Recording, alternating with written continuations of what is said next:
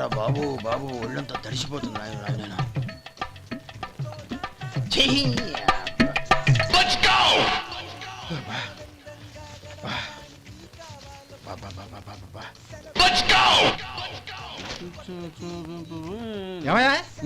వచ్చేంత సేపు అయింది, ఏం కావాలి ఏంటని అడగరా? ఏంటి వేళాకోళంగా ఉందా?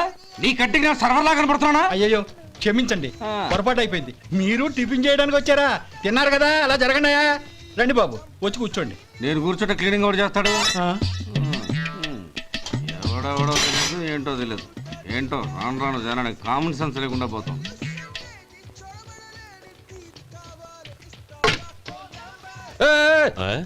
ఏందా ఇదే? నే ఉల్లిదో చెప్తే ప్లేన్ దో తీసుకొచ్చా అంతే కదా. ఒక్క నిమిషం. ఇదేంటి? ఉల్లి. ఇది దోశ.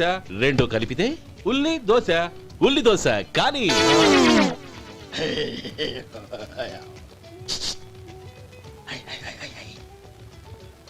ఏంటి మావా? అది అలా ఉండాలి. గోల్డ్ అంతా ఆయిల్ షో అదే మెయింటైన్ అదే మెయింటైన్. గురువుగారు, ఏంది?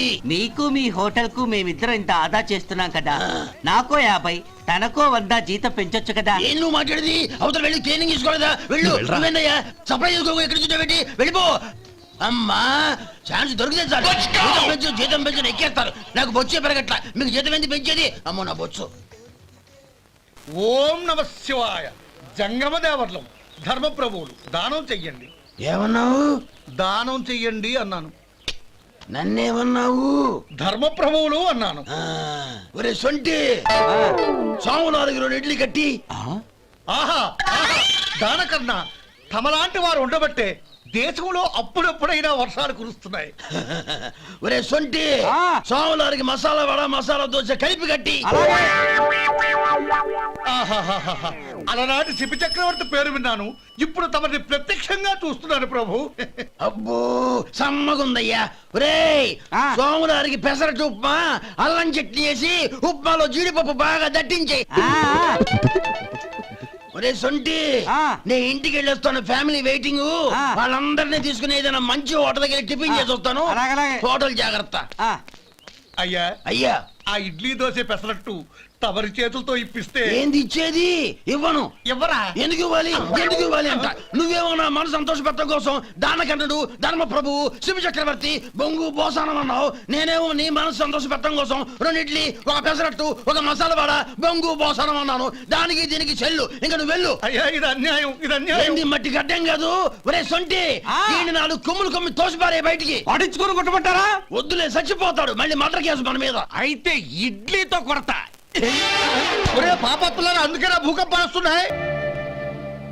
ఒరే సొంటి ఇట్రా. ఏంటండి? మాస్టర్ గారింట్లో ఫంక్షన్ కి జిలేబీలు మైసూరు పాకు పట్టుకెళ్ళి 1 వారం రోజులైంది కదా. వాటి బాపత డబ్బులు గాని మనుషులు గాని ఇంతవరకు రాలేదు. వెళ్ళి వాళ్ళని డబ్బులు అడిగి తేవాలన్న బాధ్యత ఏమైనా ఉందా నీకు? మీకు అసలు బుర్ర ఉందా? తీసుకెళ్లి 1 వారం రోజులైంది కదా, బతుకుంటే వాళ్ళు వచ్చి ఉండేవాళ్ళుగా. సర్లే, వెళ్ళి క్లీనింగ్ చేసుకో. పబ్లిక్ వెళ్ళు. 40 పైసలు తగ్గింది. మీ హోటల్లో టిఫిన్లు అన్ని బ్రహ్మాండంగా ఉన్నాయండి. గుడ్. చాలా థ్యాంక్స్ అండి. అంతా మీలా అంటాడు అయ్యా. ఎరా సుబ్బారావు, ఎలా ఉన్నారా? బాగున్నావా? అలాగే మిగతా చిల్లర ఉండ. మిగతా చిల్లరేంది? మిగతా చిల్లర ఏందంటారేంటండి? 100 ఇచ్చాను కదా, మిగతా చిల్లర ఉండే. ఏంది జోకులు ఎత్తన్నావా? నీతో జోకులు ఇవ్వాల్సిన అవసరం నాకేంటయ్యా? నువ్వేమన్నా నా బామ్మర్దివా బంధువా? మర్యాదగా నేను ఇచ్చిన 100లో నీ 32.5 తీసుకుని మిగతా చిల్లరే. అరే అసలు 100 రూపాయలు లేకుండా చిల్లర పడ్డావేంటి? నీకేమన్నా మతిపోయిందా? మతిపోయింది నాకు కాదు, నీకు. ఏమండి విన్నారా? ఏమండి నా బిల్లు 32.5 అయింది. నేను 100 ఇచ్చాను. బిల్లు 32.5 తీసుకుని మిగతా చిల్లరమంటే అసలు నేను 100 ఇవ్వలేదంటే ఎందుకయ్యా అబద్ధాలు ఆడతావు? ఇచ్చే బుద్ధేనంటే ఒక పసరైపోద్ది. వచ్చారంటే పెద్దరాడి తీర్పు చెప్పడానికి ముందు నువ్వు బిల్లు కట్టు. నేను బిల్లు కట్టడం ఏంటయ్యా బాబు? ఇప్పుడే టిఫిన్ చేయడానికి వస్తుంటే. మరి ఇంకే 9 హోల్స్ మూసుకొని లోపలికి తోపి తిను. ఎల్లు. ఏంటి మావా గొడవ? చూడరా మధు, డబ్బులు ఇవ్వకుండానే 100 రూపాయలు ఇచ్చి అబద్ధం ఆడుతున్నాడు. ఇవ్వలేదంటావేంటయ్యా? కావాలంటే గల్లా పెట్టి తీసి చూడు, 100 నోటు కనపడతాయి. చాలే ఊరుకోవయ్యా. ఎర్ర చీర కట్టుకుందా నా పిల్లమే అన్నట్టు గల్లాపెట్లో ఉన్న ప్రతి 100 రూపాయలు నీది అయిపోతాయింది. ఇంతకీ ఏం సార్ మీరు అనేది? అన్నానికి ఏముందండి, నా బిల్లు పోను మిగతా చిల్లర ఇస్తే నేను వెళ్ళిపోతాను. మీరు ఆల్రెడీ 100 ఇచ్చారు కదా. అవును. అదేంటి? ఇంకో 32.5 ఇస్తే సరిపోతుంది. ఇదేంటయ్యో తిరగాసుగా మాట్లాడుతున్నావు? నా బిల్లు 32.5 కదా. మీ బిల్ ఏది? ఇదిగో. అయ్య బాబాయ్ తెగ మాతో 32.5 132.5 ఎలాగైందయ్యా? మీరు 100 ఇవ్వకుండానే ఇచ్చినట్టు. This is cheating. అయినా నేనంత తిన్నానన్నానికి సాక్ష్యం ఏంటి? మీరు 100 ఇచ్చారనడానికి సాక్ష్యం ఏంటి? నేనే. మీరు తిన్నారనడానికి సాక్షి నేనే. ఏయ్, నీలాంటి వాళ్ళని నా సర్వీస్ లో ఇంతమందిని చూశాను. అనవసరంగా గొడవ ఎందుకు కానీ మర్యాదగా కట్టేసి వెళ్ళు. తప్పదా? తప్పదు.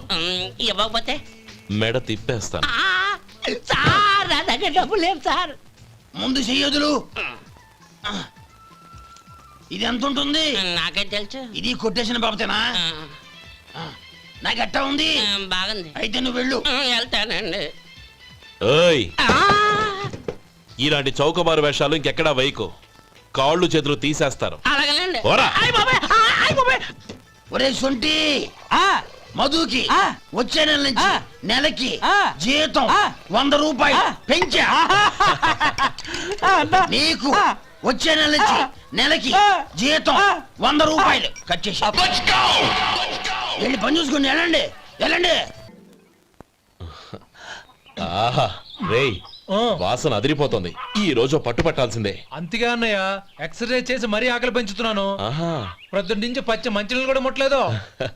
రే సొంటే, లరా ఏంటి? రారా.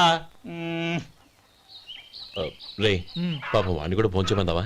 అలాగే అన్నయ్య. ఏంటి? ఏంట్రా ఈ మధ్య కనపడడం మానేసావు? ఇదరా అక్కడి నుంచి నన్ను పిలిచింది. అసలు నేను అర్జెంట్ పని తెలుస్తుంటే నీకు అంతర్చడి పని ఏంట్రా? మీలాగా నాకేం పని పాట లేదనుకుంటున్నారా? ఇలా చెట్టు కింద కూర్చో సొల్లు కబుర్లు చెప్పుకోవడానికి. టూరింగ్ టాకీస్ లో టైటానిక్ ఇంగ్లీష్ పిక్చర్ వచ్చింది, చూడ్డానికి వెళ్తున్నాను. అనవసరంగా నా టైం అంతా వేస్ట్ చేశారు. అసలు మీరు టైటానిక్ సినిమా గురించి విన్నారా? వెళ్ళలేదురా. వినాలయ్యా. ఊరికే ఎప్పుడు చూసినా గులేబా కావాలి కదా ప్రమిళార్జున యుద్ధం సినిమాలు చూడటం కాదు. నాలాగా ఇంగ్లీష్ సినిమాలు చూసి జనరల్ నాలెడ్జ్ ఇంప్రూవ్ చేసుకోవాలయ్యా. వస్తా. సినిమా చూసి కచ్చెత్తాలే. అనయా, ఆ? వదిన వంటలు అద్దరు కొట్టేసింది. కోడి జాయింట్, చేపల పులుసు, మటన్ కుర్మా, కోడి గుడ్లు, చికెన్ బిర్యానీ. మసాలా బాగా దట్టించుంటారే. ఆ, రేయ్, అవన్నీ నీకెందుకురా? ఏదో ఇంగ్లీష్ సినిమాకి వెళ్ళాలనో? ఏ ఇంగ్లీష్ సినిమా అన్నాయా? పెద్ద ఇంగ్లీష్ సినిమా. మన ఆదు సుబ్బారావు గారు తెలుగులో మూగమరుతులను ఎప్పుడో తీశారు. దాన్ని తిరిగేసి టైటానిక్ అని తీశారు. కాకపోతే అందులో గోదావరి, ఇందులో సముద్రం, అందులో పడవ, ఇందులో ఓడ, అంతే. మరేదో జనరల్ నాలెడ్జ్ ఇంప్రూవ్మెంట్ అన్నావు. అబ్బే, అది లేని వాళ్ళకు మనలాంటి వాళ్ళకి ఎందుకు? అంతేనంటావా? ఆహా. రేయ్, అయ్యో అయ్యో అయ్యో అయ్యో. ఏమండి? ఆ? భోజనం రెడీ రండి. వస్తున్నాడు వదినా. చాలమ్మా. వదినా, మీ పిల్ల అందరికీ పన్నీరు చెల్లింది నేనే వదినా. వదినా వినడానికి ఎంత హాయిగా ఉంది. ఇదిగో ఇంకో చికెన్ పీస్ వేసుకో. ఏ వదినా? మా వదిన బంగారు వదినా.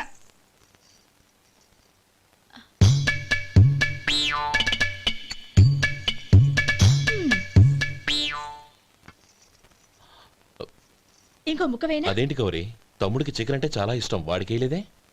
అయ్యయ్యో, ఈయన మీ తమ్ముడా? నాకు తెలీదండి. ఒక్కసారైనా నా మొహం చూసి మాట్లాడాలిగా, ఒక్కసారైనా నా నొదినాన్ని పిలవాలిగా. అప్పుడేగా తన నా మరిదని నాకు తెలిసేది. వాడికి చిన్నప్పటి నుంచి కాస్త సిగ్గెక్కువమ్మా. కాస్త ఎక్కువైతే పర్వాలేదు బావగారు, ఈయనకి మరీ ఎక్కువ. చూడు గోపి, ఎందుకు సిగ్గు? అన్న భార్యని వదినమ్మ అంటారు. అంటే వదిన అమ్మతో సమానమన్నమాట. అమ్మని చూసి ఎవరైనా సిగ్గుపడతారా?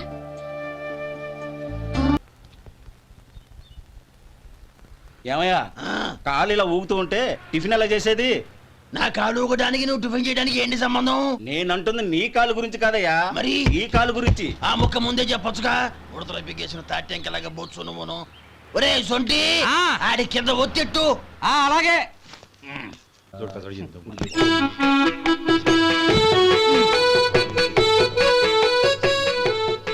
ఇప్పుడు ఓకే.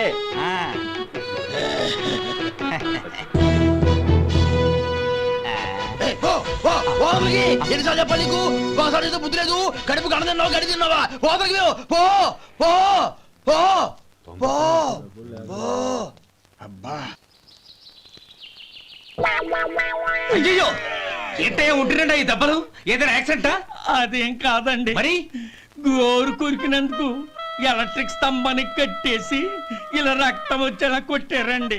ఊరు కురికినందుకు ఎలక్ట్రిక్ స్తంభాన్ని కట్టేసి ఇంతలా కొడతారా? వాళ్ళ అసలు మనుషులా రాక్షసులా? చాలా థ్యాంక్స్ అండి. కనీసం మీరైనా అర్థం చేసుకున్నారు. వాళ్ళు అర్థం చేసుకోలేదండి.